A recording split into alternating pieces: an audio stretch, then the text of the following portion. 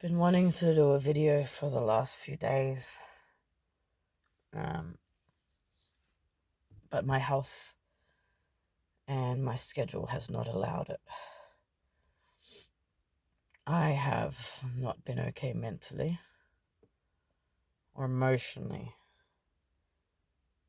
I think I'm in a bit of a depression, but also I'm in like autopilot physically to just get a bunch of stuff done that I just have to do. And it's like, I can't do it. I've gone into machine mode to get it done, but it's coming with consequences and domino effects. So if I told you that I just finished making a rabbit enclosure, you'd be like, wow, see, you can work and do things. That's because you just heard the sentence, I made a rabbit enclosure. The reality of what went down making that fucking thing, first of all, how long it took, that dragged on for months.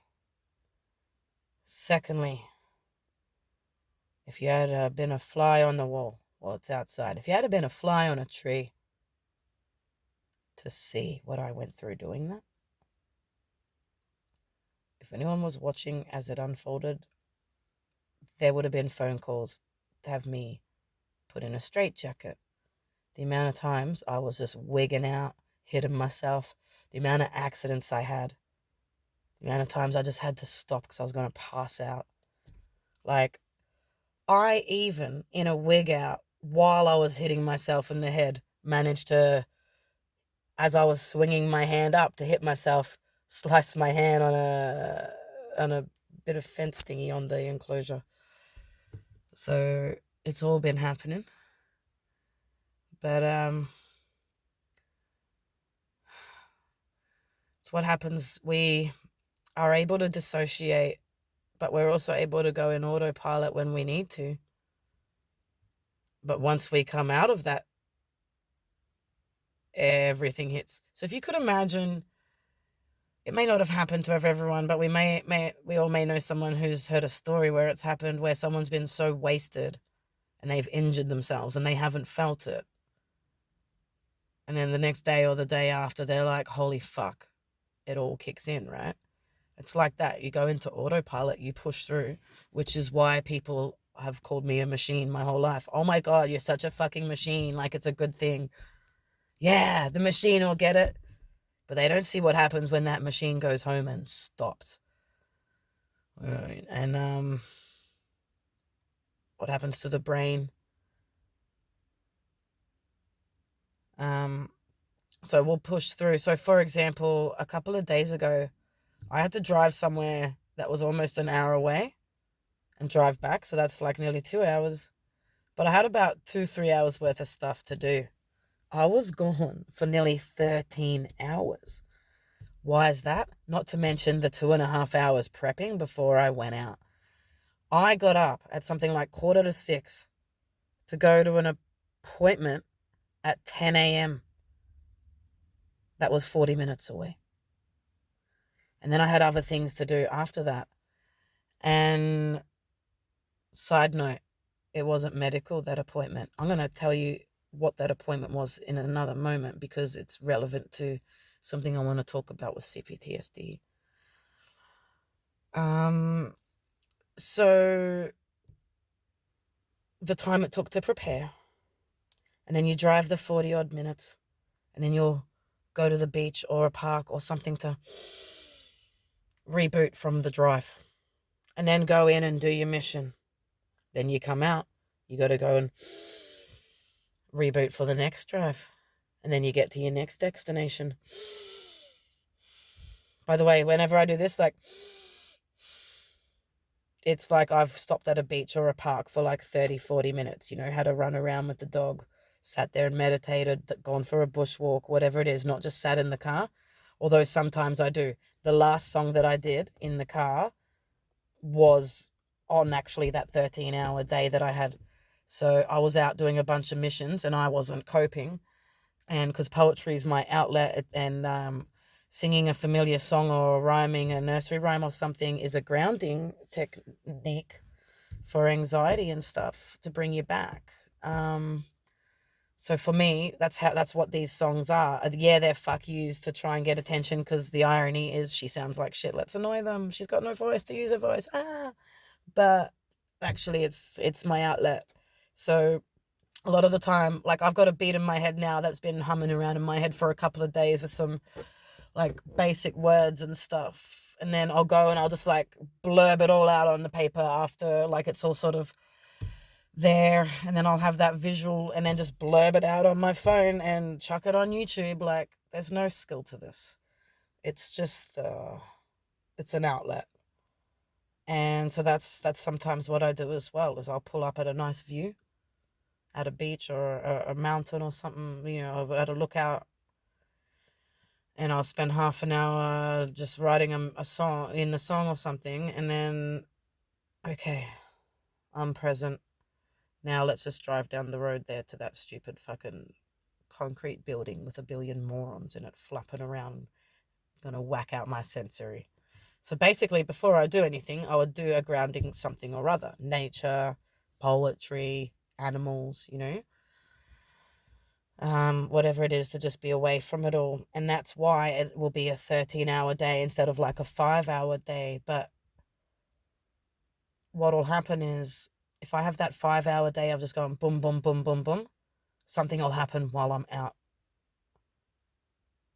At the end of the 13-hour days, I will come back absolutely wrecked.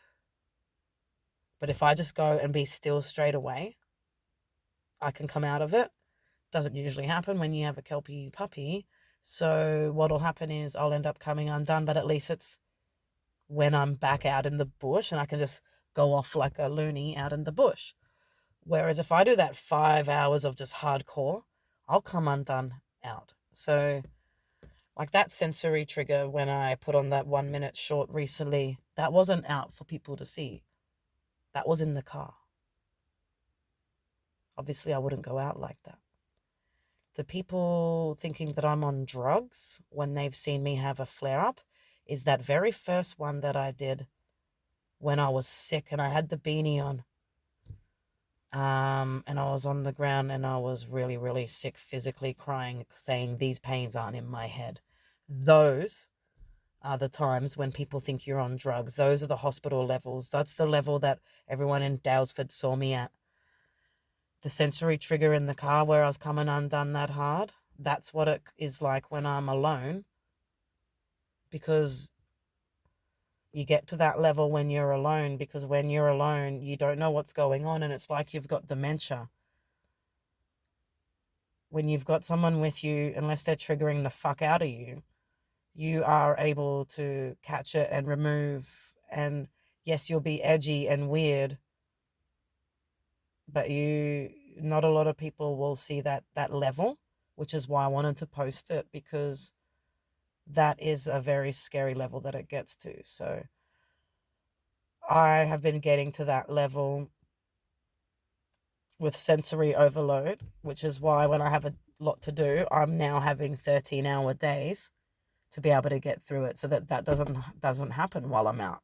And that's why all week that I've been out, I think it's a week, I don't know, I haven't had that, but I've been having it as soon as I get back to wherever I am that night. And it's like, because it's too much for my system to be out for 13 hours and then it just comes undone.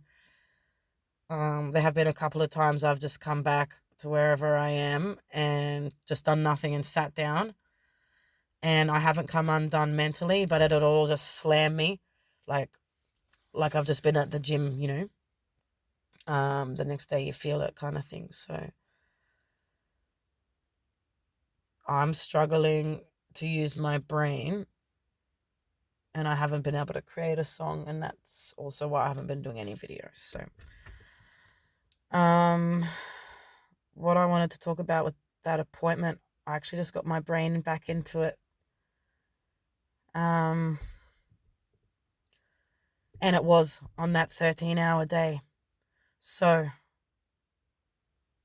because I've not been able to get things done, and I'm coming undone, standing in queues with lights flashing and staples and desks and typewriters and doors closing and people bellowing, my sensory gets spun out by the time I'll get to the counter at like the, Centrelink or wherever you are, right? And even when you walk in and try to tell them people are weird and you've already like walked into, I've actually started calling them, and it's been hell. So every state has their own like vehicle place, right? Like Vic Roads, Service New South Wales, blah blah blah blah. So I went into the local one of those here, and the first time I went in, it was hell. So I decided that I was gonna call ahead this time, and even just trying to get through to the branch, I got triggered. But I eventually got through, and I now have an arrangement. This was a few months ago, but I now have an arrangement, which is how I got this appointment the other day, where I ask for one of two people. I call up in advance, ask for one of them, make an appointment, and they meet me at that time in their JP room with the lights off, hear my query, get all my documents, my IDs, whatever, leave me in the dark room while they go off, process it all with my bank card, and then they come back, and it's done, and I go. And then I've managed to go and do like rego stuff, which I can't normally do. So I'm doing that in most places now. And it's a shit show at first to get it started. I did it there's this old lady who I have a bartering arrangement with. And she doesn't have family. Well, she does, but they're shit. So I help her, she helps me. And her cat was dying. And it was getting hard for her to like take the cat to the vet. So I'd called them up for her. This was ages ago. And asked them if they would just like go pick the cat up for her, like for an extra charge, because she could afford it. And they said no at first, but then they ended up doing it. Well, right as the cat was dying, it got to like the cat needing to be euthanized. And a couple of weeks before that, that branch closed. Or they were having renovations or something. And all the staff got taken out and put in other branches that were like 30, 40 minutes away. So they stopped that service to her right as her cat was dying, right? And they're like, oh, you can call these other couple of vets who do out services and we'll transfer the records over. This old lady who's like on her way out with dementia type symptoms. Obviously I'm not a doctor, I can't diagnose it, but to me it's like if someone has Down syndrome, it's obvious. If someone is a child, it's obvious. It's someone as an adult, it's obvious. If someone is like, it's obvious that my dog is a dog. I can tell she's a dog, like sometimes things are just obvious. And to me, it just seems like this lady has undiagnosed sort of dementia, but no family to care about her, and she won't go to the assessment with me. So I'm just doing what I can for her. And the idea of her having like strangers come over when she's had this set in her way in her brain, and her cat's dying, and she's old, and she can't even drive, or take the cat like 40 minutes away, like that would freak her out. I didn't even want to tell her. I was like, okay, I need to figure this shit out. So I actually, on the day that she was getting euthanized, the only vets that did out calls weren't even available that day. And I was like, are you kidding? Like, seriously? Like, our options are drag this dying cat 40 minutes, or just let her go another day, or take her just like up the road to a random vet. They're all booked out. Like, it was getting like to the point where I was like, nah, we need to humanize this. And I'm not going to run around and fuck my brain up and wig out. I need to be able to just do it simply and help this woman. So I called one of the branches that's 40 minutes away, where I knew one of the really nice vets who I've dealt with many times for that lady and for my own dog and my rabbits, actually. I was like, she's nice. I'm going to humanize this. I called them and said, hey, And I didn't even let them speak. I said, I'm going to explain something to you, and I know that your first answer is going to be no, but I'm going to ask that you please just take a moment to really listen to everything I'm saying, hear me out, and humanize this call. And the person on the end went, okay. And I said, look, my name's Chloe. I'm a friend of blah, cat blah, blah, blah, blah, blah, blah, situation, blah, blah, blah, blah. She's 82. She can't be traipsing around with this dying cat. Everyone locally is busy. The outcalls are busy. I can't just have this cat hanging on. I have my own mental health issues. This woman is already tripping out, and the cat is going to get so distressed. For the sake of everybody, and yourselves included, because of what drama will unfold with my brain, her brain, and that cat, and all the panic, it will cause a shit show at the vet for everyone. She has the money. You have extra vets because the other one's being renovated and they got sent to you from there. She will pay you to please just come, euthanize the cat here, and go back. That's it. Because it's going to be a lot quicker, easier, and everyone is going to be better for it. She actually put me on hold, came back a few minutes later, and said, we'll be there in 2 hours. You have to take the time to humanize situations. That is now how I'm getting things done. Rather than racing out into the world, I'm like, okay, what do I need to do?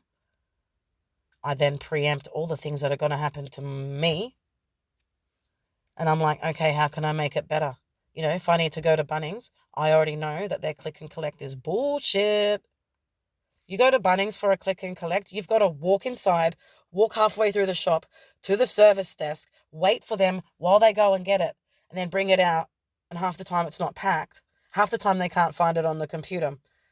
You could have just done it yourself. So now, with all the bullshit that I have to go through, I'm not going to leave my dog in the hot car. I'm doing a click and collect so I don't have to go through that. So I call them up. Hey guys, I'm coming in for my click and collect. This is my order. I need it at the counter now. I'm too sick. Please have it ready. I'm going to be there in blah, blah. Okay. Then I arrive. I'm in the car park. Guys, is it ready? Yes. Go straight to the counter right there. Get it. Come out. So I'm having longer days and I'm doing a lot more to prep for my days, which is taking from me at the end of the day, but it's helping me while I'm out. And it means I can just whiz around in your fucking world and get things done. And guess what? Sometimes I even blend in and look like I fit as I'm doing it, as I'm weaving in and out. So, yeah. That was a really long video to explain why I haven't really done a video in a few days, but it's what happens, how we have to live.